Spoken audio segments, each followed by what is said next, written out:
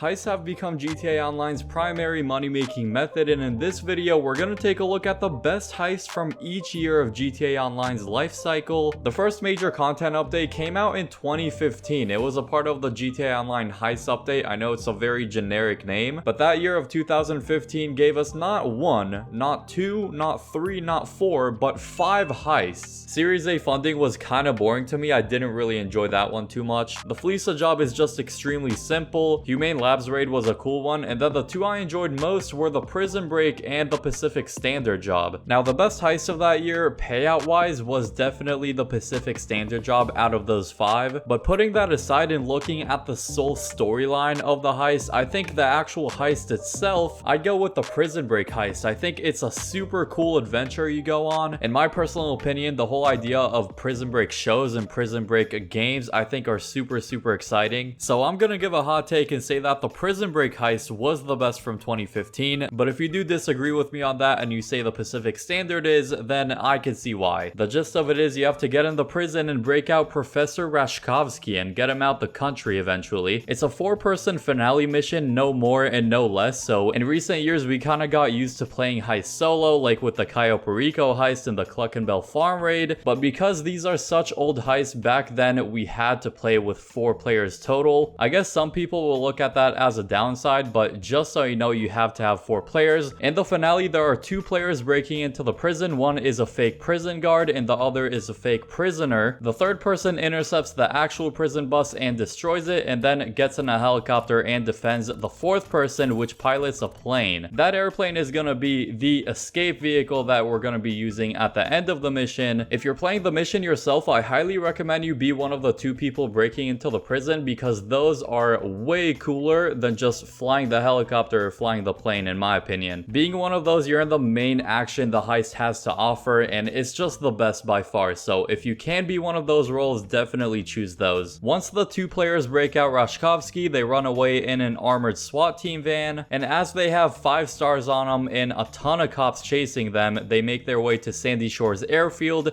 That's where the plane is going to be landing and picking them up real quick. Eventually they get to the far right side of the map and they gotta get to a certain height, and then they parachute out of there and land on shore. The helicopter, which in this case was me, picks them up and gives them a lift to the city, and that is the heist done. To this day, this is one of my favorite heists in the game, even though it came out almost 10 years ago. After 2015, we got a lot of really cool updates, but no heists. So fast forwarding to 2017, that is when we got the Doomsday Heist update, consisting of 3 major heists inside of the facility: Act 1, Act 2, and Act 3. In many people's eyes, these are the most exciting and definitely the most high-tech heists we have in the game. Breaking into high-tech facilities, fighting robots, fighting robotic juggernauts. Me personally, I really enjoy all of the finales, although I think they're pretty difficult. I don't like the setups because I think they're pretty tedious to do and they do take a bit of time. I guess you can say that with all heists, but especially with the Doomsday heists. Unlike with the oldest heists, Rockstar made these a minimum of 2 players, maximum of 4, so you don't have to have a full 4 players to play them this time. Act 1 is gonna give you an average payout of about 1.1 million, then Act 2 is gonna give you roughly 1.6 million, finally Act 3 is gonna give you roughly $2 million.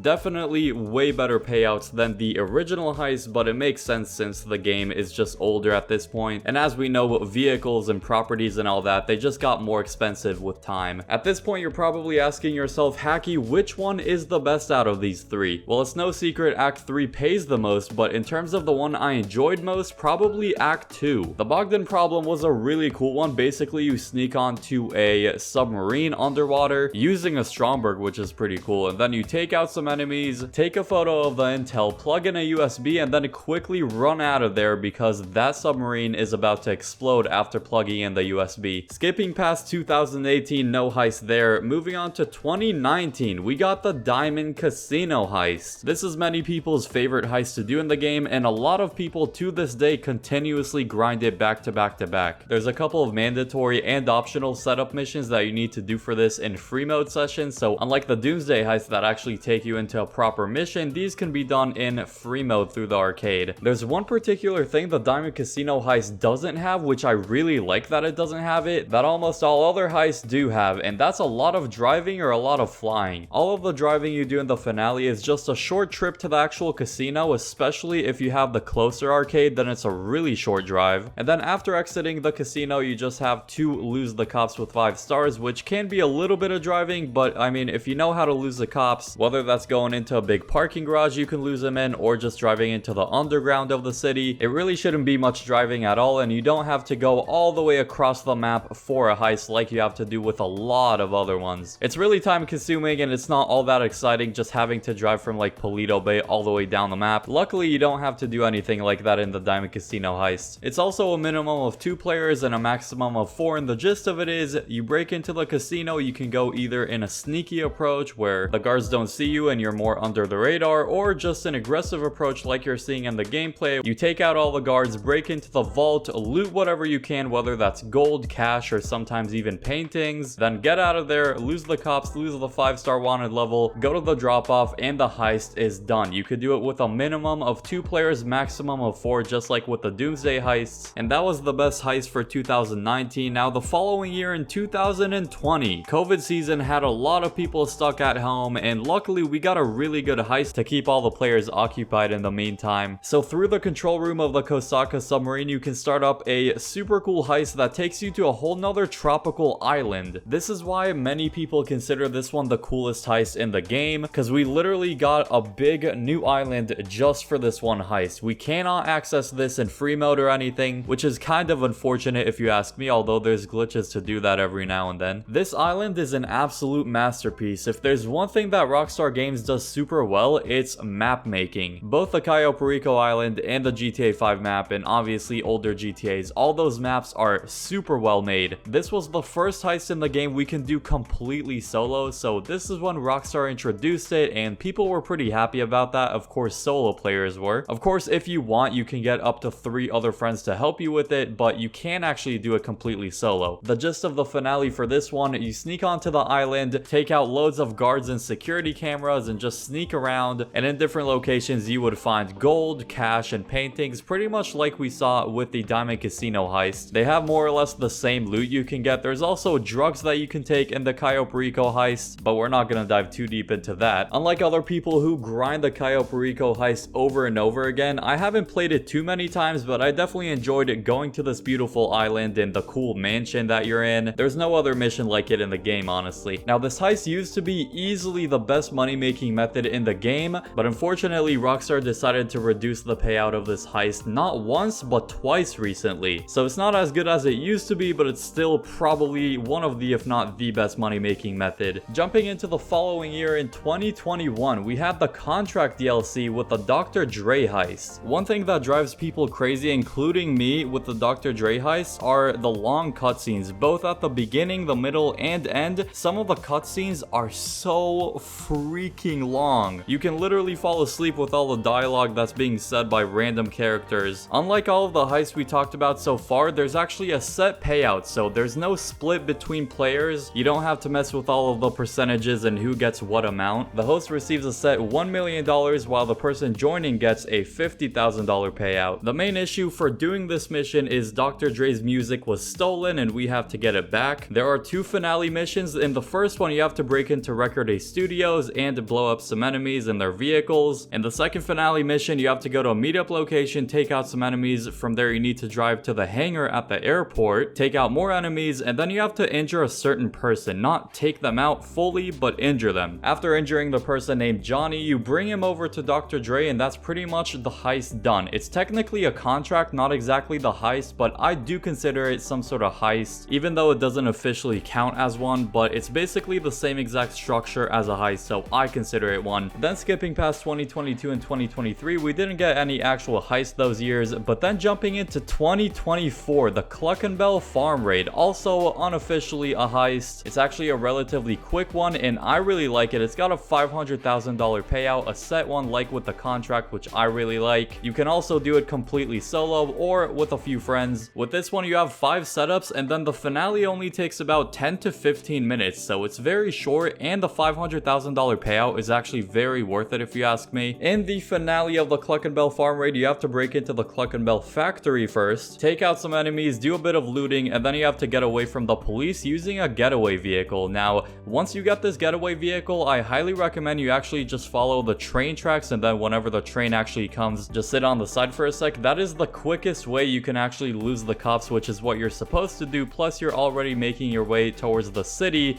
which is where we're going to be ending this heist. It's relatively easy, and that is the best heist we got in 2024 so far. Pretty interesting seeing the progression of heists over the years since we had so many cool ones. Drop a like if you enjoy, subscribe if you are new to the channel, help us get to 200,000 subscribers, that would be much appreciated. Click the video on screen now to see 10 things every solo player needs in GTA Online. I hope you all enjoy that video, and peace.